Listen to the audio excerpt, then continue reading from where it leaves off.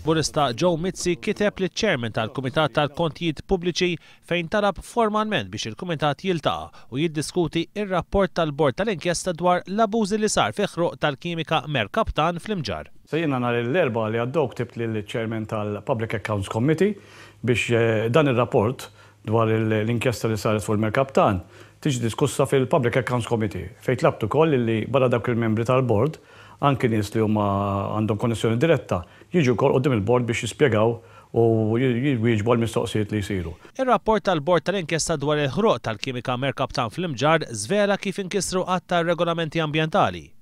Fosthom il-mepa qatt ma ġiet avżata dwar dak li kienet se tagħmel Lena Malta. Il-filmat CCTV fiż-żona tħassar bl-iskuża illi kellhom bżonn jużaw il-film għal filma ġdid u ma kienu provduti ebda ritratti tal-ħażna u trasport tal-Mercaptans kif mitlub mill-Bord tal-inkjesta. Waqt aġġornament fil-Parlament Joe Mizzi saħaq li r-rapport jipprova jiġġustifika l-aġir tal-Ministru Tonio Fenech illi kien l-uniku wieħed li ma ġiex interrogat mill-Bord tal-inkjesta illi waqqaf huwa stess.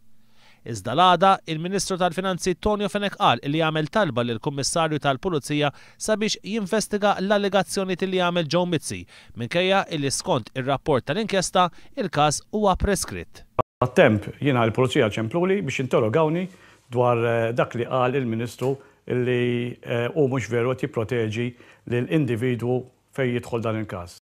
Il-Whip Parlamentari Laburista ħabbar ukoll illi it-tnejn li ġej fil-Parlament se jkun qed jiżvela dettalji ġodda dwar il-każ tal-Mercaptan.